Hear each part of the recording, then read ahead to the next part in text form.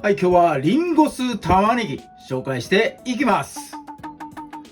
身近な野菜玉ねぎですが、玉ねぎは食物繊維、カリウム、栄養素がね、いろいろ含まれております。硫化アリルとかケルセチン、オリゴ糖なんかのね、特有な、栄養素が含まれているんで、よく言う血液サラサラとか高血圧、予防、それからね、腸活なんかにもね、いいとされています。これに効きますっていうことはね、ちょっと薬事法の関係上言えないんですが、体にいいということはね、皆さんご承知かと思います。玉ねぎを毎食のね、料理に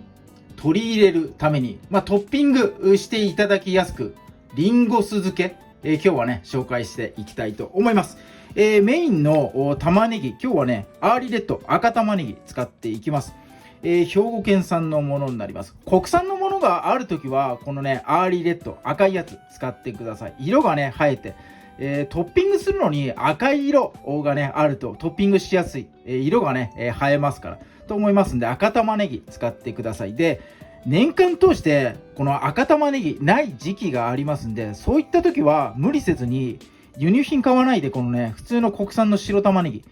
こいつでね、使っていきたいと言ってほしいと思います。それから、リンゴ酢。今日はね、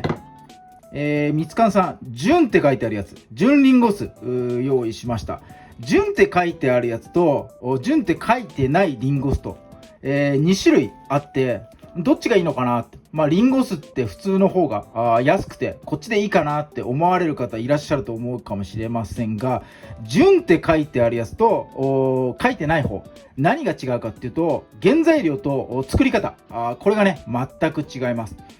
純って書いてある、みつかんさんのやつはね、国産のリンゴを使ってます。書いてない方は、大抵ね、輸入のチリ産とか安いね、リンゴを使っております。それから、作り方。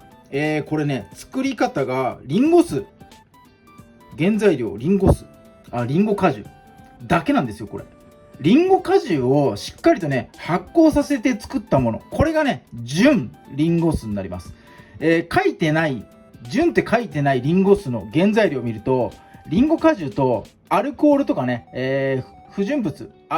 リンゴ果汁じゃないものが入ってると思います。リンゴ果汁に、アルコールとかを混ぜて発酵させたもの、それがね、安いもの方になります。なので、もう純粋にリンゴ果汁だけで作ったリンゴ酢、純リンゴ酢、こっちをね、選んでもらいたいと思います。価格で言うと、100円、200円いかないぐらいかな、の差でね、売ってると思います。こっちの方が、同じ容量であっても高いので割高感あるかもしれないんですが、この国産果汁であることと、しっかりとリンゴ果汁だけで発酵させているっていうところがね、100円200円足してもこっちを買った方が絶対お買い得です。逆にね、もうこの混ぜ物でアルコールとか混ぜて作ったリンゴ酢の方は、割高なんじゃないか、もっと安くていいんじゃないかってね、思うぐらい、こっちの方がね、純リンゴ酢の方が手間かかってますから、こっち絶対ね、選んでもらいたいと思います。リンゴ酢の酸味をね、少し抑えるために、リンゴジャムもね、使っていきます。今回、青旗ゴーゴージャム使いますが、安い紙パックの100円ぐらいのね、リンゴジャムとかでも全然構わないので、リンゴジャムを用意してください。もう材料ね、これだけです。これだけでやっていきます。これ2ネットあります。2ネットで2個入りになってますが、玉ねぎ1個分、だいたい 200g 前後かなの分量でね、基本にやっていきますんで、作る個数に合わせて掛け算して、作っていただきたいと思います。タッパーとかで漬け込んでもいいんですが、ジップロックでね、つけちゃった方が空気入んなくて酸化しなくていいので、タッパーよりはね、この袋で、ちょこちょこと作ってもらう方がいいかなって思います。漬け込んでから半日後から、だいたい2週間ぐらいでね、食べきってもらいたいと思いますんで、大量に一気に作るというよりかは、ちょこちょこと作ってもらうのがいいと思いますんで、ジップロックで漬け込むのを推奨します。はい、じゃあね、それでは早速作っていきます。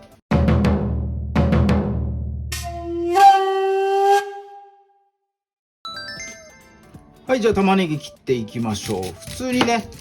半分に切って、このヘタのところは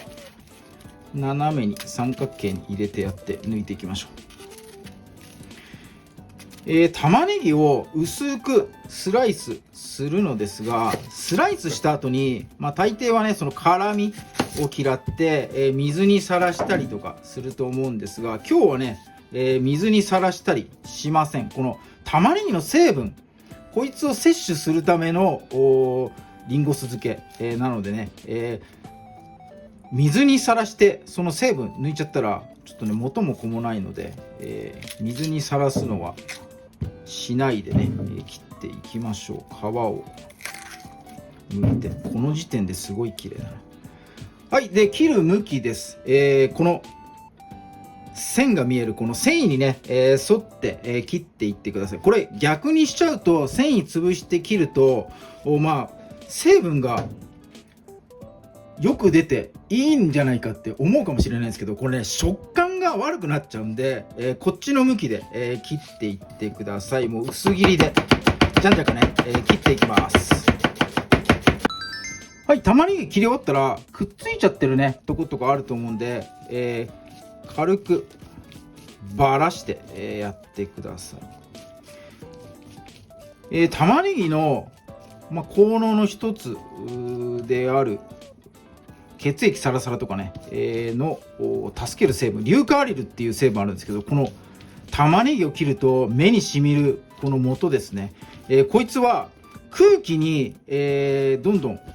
流れていく揮発性な成分なんですね。なので、こうやってねほぐしているとその成分どんどん飛んでっちゃいますんで、ばらし終わったらもうねジップロックに入れちゃいましょう。今日はねもう加熱すること調理が一切ないので、よし、はい OK。 ここにね純リンゴ酢 100ml ですね、入れていきます。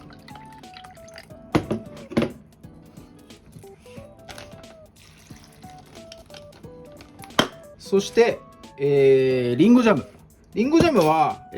大さじ1杯入れたいんですが、これ入んないので、小さじ3杯で大さじ1杯分入れさせていきます。今ので2杯ぐらい入ったな。これで3杯分。よし。はい、ジャムがね、中で溶けてなくて固体になってると思うんで、ちょ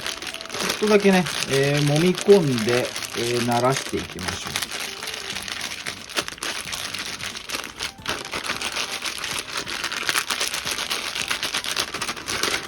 う。はい、そして、しっかりと空気をね、抜くようにして密閉していきます。よし OK。 はい、冷蔵庫で半日後からね、食べ始めてください。ちょろっとずつトッピングしてもらえればいいかなと思います。2週間を目安に食べきってもらって、体の調子これいいなと思ったらね続けてもらえればいいかなって、思います。何でもねいろいろ試してみるのがね、いいかなと思いますんで、どうぞお試しください。はい、リンゴ酢玉ねぎ、これでね4日後の様子です。赤い色がこのね液の方にこう染み出てきて、全体的にねこの液が梅酢みたいにねこう回ってますね。やっぱこう色がね入った方がトッピングとかね使いやすいかなと思います。中身取り出してねちょっと見てみましょうよっ。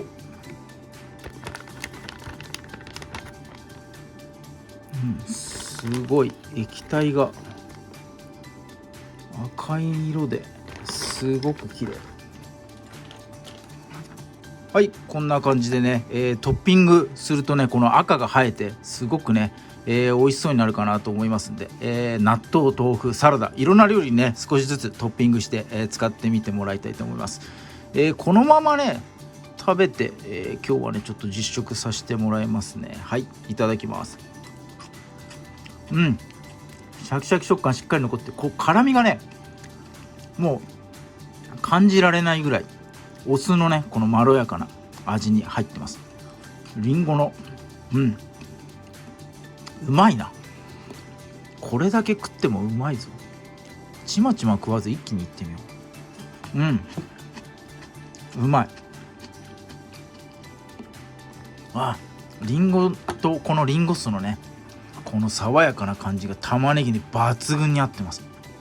で切り方もね、繊維に沿って、切ったんでシャキシャキ食感がしっかりと残っていて、こう食感のねアクセントにもなるかなと思いますんで、いろんな料理にね、試して使ってみてください。今日はリンゴ酢玉ねぎですね、リンゴ酢とリンゴジャム、それから赤玉ねぎ、このね3点だけで、作るレシピ紹介させていただきました。ぜひともね、参考に試してもらいたいと思います。今日も動画最後まで見ていただいてありがとうございます。いいねグッドボタン、そしてチャンネル登録の方もぜひともよろしくお願いいたします。